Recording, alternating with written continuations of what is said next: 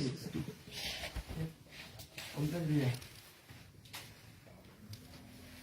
लो video बना लो।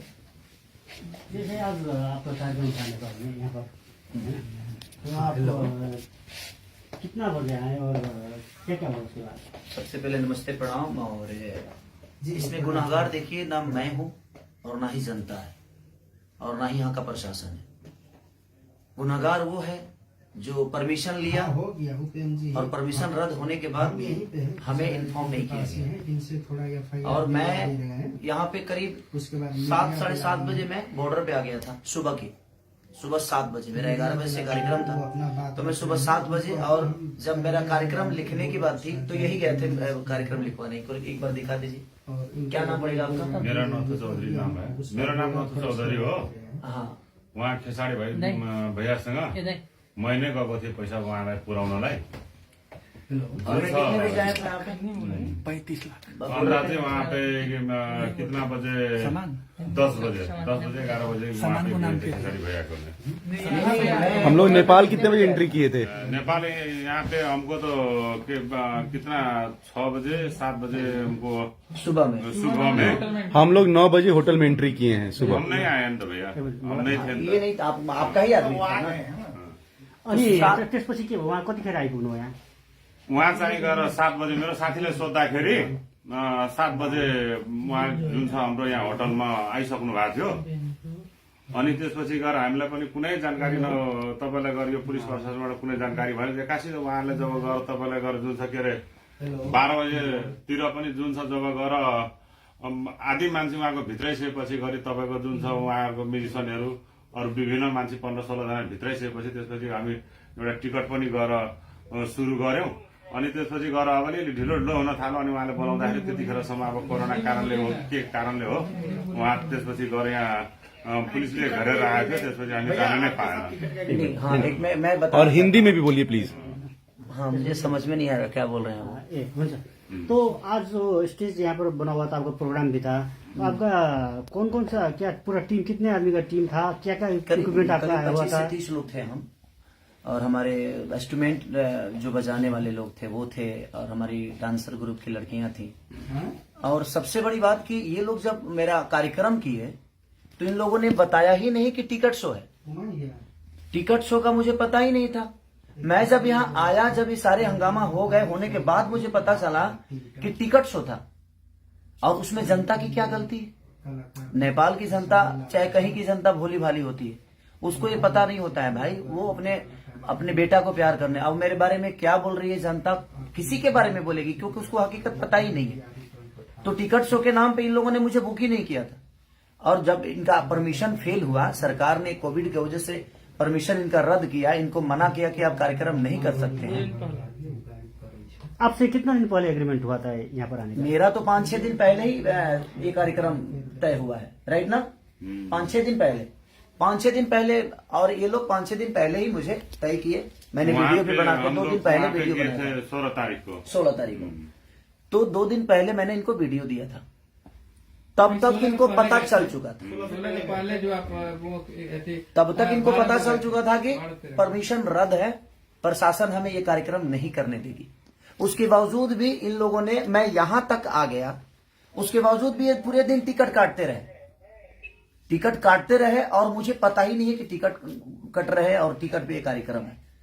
और लोगों को सिर्फ गुमराह करते रहे। और उसमें नुकसान ये हुआ कि 4 स्कॉर्पियो लोगों ने जला दिया। इसमें मैं पब्लिक जनता को मैं बिल्कुल दोष नहीं बोलूंगा, क्योंकि इन लोगों ने गुमराह जनता को भी किया और मुझे भी किया। तो आपका कहना है कि जो भी हुआ आयोजक की तरफ से, आयोजक अगर मुझे सुबह ही बता दिया होता कि भैया यहाँ परमिशन नहीं है, प्रशासन हम आपको नहीं दे सकते, तो इसमें प्रशासन का भी कोई रोल नहीं है भाई। प्रशासन, अब मैं यहाँ आया 8 बजे 9 बजे में पहुंचा, 9 बजे पहुंचने के बाद 10 बजे में रेडी होकर बैठ गया। जैसे निकलना चाहा, पूरी प्रशासन पूरे होटल को घेर लिया गया कि आप कार्यक्रम करने जा ही नहीं सकते।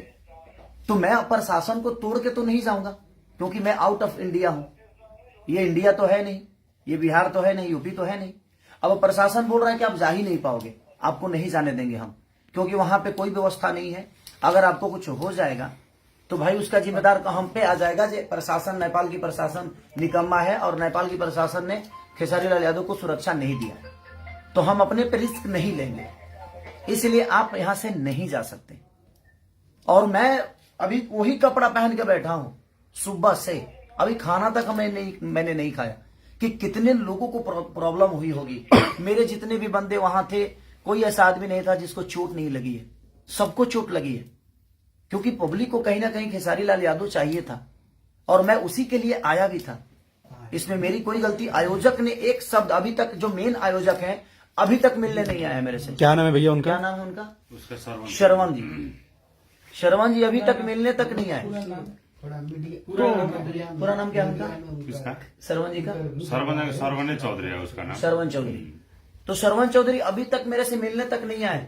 हम लोग सारे लोग अभी तक खाना तक नहीं खाए। सुबह सब लोगों ने नाश्ता करके और कार्यक्रम के लिए जा रहे थे हम लोग।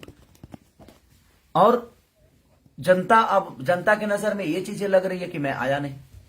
अभी आप देख ही रहे हैं ना कि यहाँ पे हैं, ये भी हैं हमारे प्रशासन, यहाँ की प्रशासन भी, हमारे एसपी साहब के जो हमारे प्रशासन के लोग हैं वो भी हैं। ऐसा नहीं है कि मैं गलत हूं, मैं किसी का काम लेता हूं तो मैं अपने जीवन में मैं 24 घंटा वर्क करने वाला इंसान हूं, लेकिन कहीं ना कहीं ये कार्यकर्ता लोगों ने जनता को भी बेवकूफ बनाया और मुझे भी बेवकूफ बनाया। आज कम से कम 1.5 करोड़ का नुकसान हुआ सिर्फ खेसारी लाल यादव के। 4 स्कॉर्पियो को जला दिया गया। इसमें दोष जनता को मैं कैसे दे सकता हूं? इसमें दोष तो इनका है। हमारे सारे इंस्ट्रूमेंट तोड़ दिए गए, हमारे लड़कियों को चोट पहुंची, तो इसमें दोष ना उन जनता का है और ना ही हमारा है देखा जाए, और ना ही यहाँ के प्रशासन का है, ना ही सरकार का है। जब सरकार आपको पहले कोविड की वजह से मना कर दिया तो ये कार्यक्रम आपको पहले ही रद्द कर देना चाहिए। जब 2 दिन पहले ही आपकी परमिशन रद्द की गई तो आपको पहले जनता को बता देना चाहिए कि कार्यक्रम, या मुझे ही बोलते कि भाई एक बार लाइव आकर बोल दीजिए ये कार्यक्रम कैंसिल हो गया। जैसे आप अभी कोविड तो नेपाल और इंडिया दोनों तरफ ही एक ओमिक्रॉन का जो एक संक्रमण है एकदम तीव्र रूप में आगे बढ़ रहा है। तो जैसे आप लोग का एग्रीमेंट हुआ उस समय आपने नहीं पूछा था कि मतलब इस ढंग का? देखिए मैं बोला भी था, इन लोगों से बोला भी था कि क्या कोविड का कोई प्रॉब्लम तो नहीं है ना? तो नहीं सर, वहां परमिशन हमें मिल गया है। तो जब सरकार परमिशन इनको कार्यक्रम के लिए दे दिया तो मैं भी निश्चिंत हो गया कि हो सकता है कि वहां इतनी महामारी नहीं होगी। तो मैं क्लियर हो गया कि जब सरकार का लेटर, मेरे पास प्रशासन का लेटर ऑलरेडी आ गया कि हाँ परमिशन है, कार्यक्रम होगा। इन लोगों ने मुझे यही बोला था कि मेला का कार्यक्रम है, ये नहीं बोला था कि टिकट काट रहे हैं। नेपाल में आपका आगमन पहली बार है? नहीं, मैं ये तीसरी बार आया हूँ। मैं विराटनगर खास नहीं, विराटनगर में पहली बार आया हूँ। बाकी वीरगंज में बहुत बार आया हूँ, 1-2 बार ऐसे भी आया हूँ और 1-2 बार कार्यक्रम करने के लिए। बता रहे हैं 1.5 करोड़ करीब का सामान आपका जो नुकसान, हाँ नुकसान हुआ। तो अब क्या इसके बाद क्या? इसके बाद लोगों के अंदर जो छवि मेरी बर्बाद हुई, लोगों के दिमाग में तो ये बैठ गया ना कि मैं नहीं आया।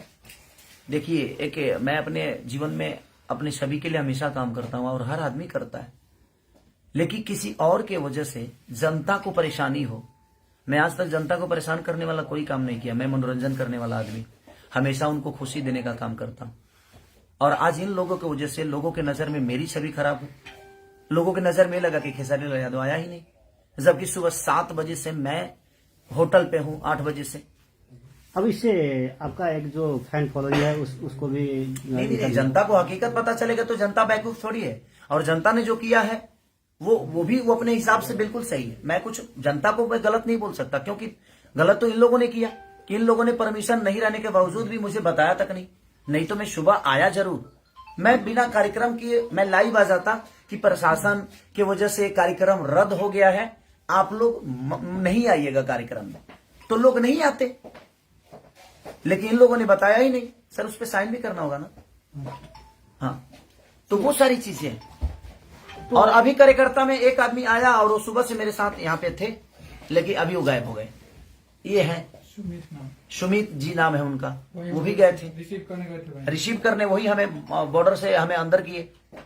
तो मेरी इसमें गलती 1% की नहीं। व्हाट्सएप लोकेशन से लेकर हर डिटेल वही दे रहे थे हमें।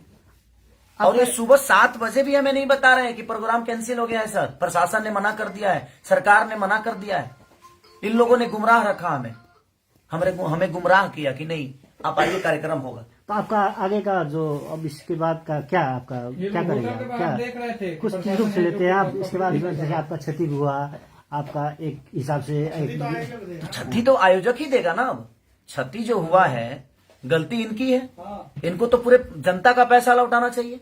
जनता की क्या गलती है भाई, वो तो अपने स्टार को देखने आ रही है, तो इनको पूरे जनता का, नेपाल के जनता के साथ इंसाफ करना चाहिए इनको, क्योंकि गलती इनकी है, इसमें गलती जनता नहीं है और ना ही खेसारीलाल यादव है और ना ही सरकार है, ना ही प्रशासन है। कि जब आपको मना कर दिया गया कि आप ये कार्यक्रम नहीं कर सकते, तो फिर आपने जबरदस्ती जनता को गुमराह क्यों किया, जनता को बेवकूफ क्यों बनाया, खेसारीलाल यादव को बताया क्यों नहीं। मैं तो इतना ही कहता ना कि भाई ये कार्यक्रम कैंसिल हो गया, क्योंकि यहाँ पे कोविड के वजह से प्रशासन ने मना कर दिया, सरकार इसकी अनुमति नहीं देती है। मैं लाइव आके लोगों को बोल देता, लोगों को समझा देता, तो टिकट तो नहीं कटाते ना वो।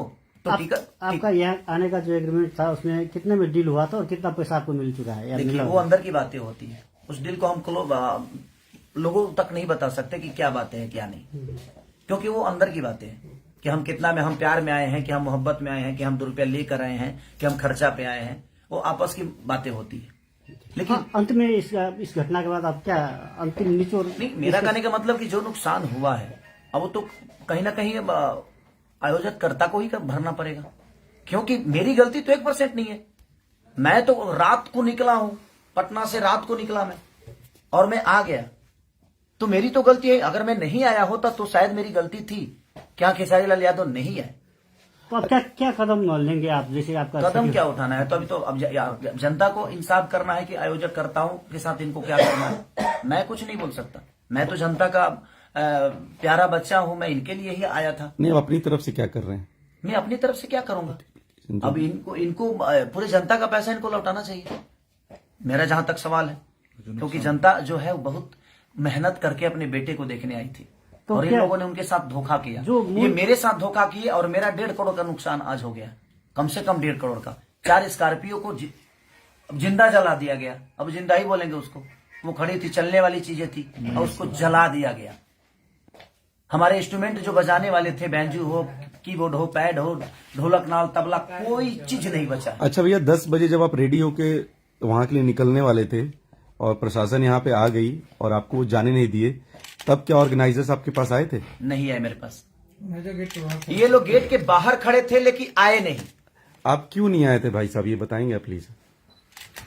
म त यहाँ आएकै हो होइन, जुन छ हामीलाई गर्नु हिंदी में बोलिए पूरी पब्लिक हिंदी में। हिन्दी मुद्दा आज बोल्ने ना, जितना बोल सकते उतना ही बोलिए, जितना बोल सकते उतना बोलिए। नहीं बोलिए। खेसारी भैया को लेने जब 12-1 बजे के समय में 1 बजे कहाँ आए? सुमित जी एकदम यहाँ 9:30 बजे आ गए थे, यहाँ से लेके गए बोलिए। नहीं, हम 12-1 बजे आए। हाँ ठीक है, आप खेसारी होके लेने म्यूजिशियन हमारे चले गए थे। हाँ, जब यहाँ पे प्रशासन ने रोक रहा था जाके उसको खेसारी भैया के लेकर जाएंगे, 10 मिनट भी थोड़ा प्रोग्राम दिखाना है बोल के यहाँ पे आए। और भी एसपी से बात हुआ, हमसे बड़ा जुन क्या बोलता है, मेयर साहब ने बात किया कहाँ, फिर भी हम लोग का दे देगा कि जाने के लिए भी। जब करते करते कोई बस नहीं चला तब तोड़फोड़ शुरू होने लग गया है। प्रमाण कानून में जी।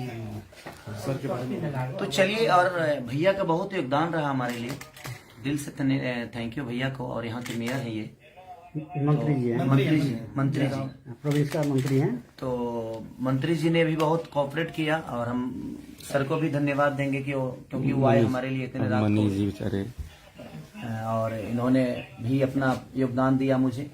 लेकिन हमें योगदान इनके तरफ से नहीं मिला, और मैं पूरी जनता से मैं क्षमा प्रार्थी मांगता हूं कि मेरी गलती नहीं है, आप लोग मुझे दोषी ना समझें, क्योंकि मैं आपके प्यार और आपके मोहब्बत के लिए, आपके मनोरंजन के लिए दिनों रात मेहनत करता हूं और हमेशा करता रहूंगा। और इन लोगों की वजह से, इसमें बताइए, अगर मैं आया और मुझे प्रशासन, पूरे नेपाल के प्रशासन 20 लोग आकर घेर लिए कि आप नहीं जा सकते, क्योंकि कोविड के लिए ऑलरेडी कार्यक्रम कैंसिल किया गया था, ये लोग जबरदस्ती कर रहे हैं और हम आपको नहीं जाने देंगे, तो कहीं ना कहीं मैं क्या कर सकता हूँ?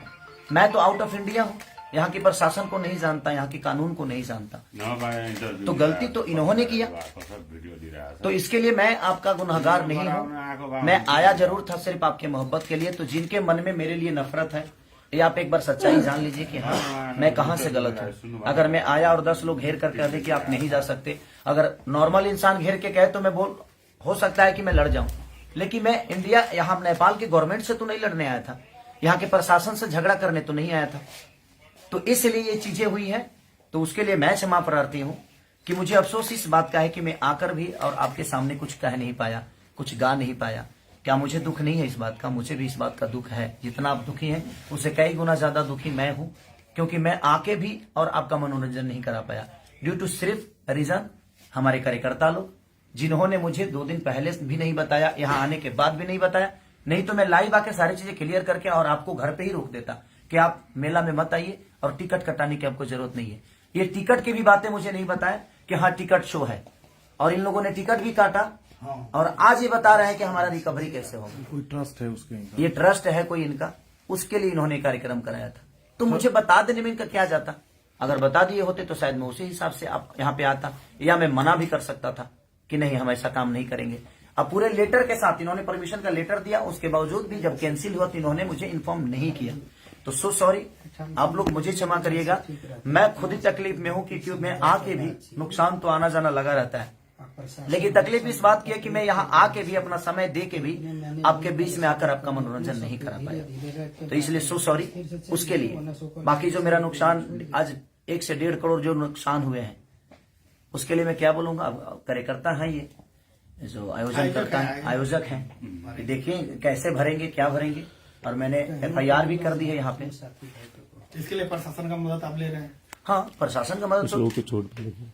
और जिन लोगों को उस कार्यक्रम में चोट, जिस जनता को चोट लगी है उस कार्यक्रम के दौरान, मैं ईश्वर से प्रार्थना करता हूं कि आप लोग स्वस्थ रहें और सुरक्षित रहें, जल्दी आप ठीक हो जाएं, क्योंकि बहुत लोगों को चोट लगी है।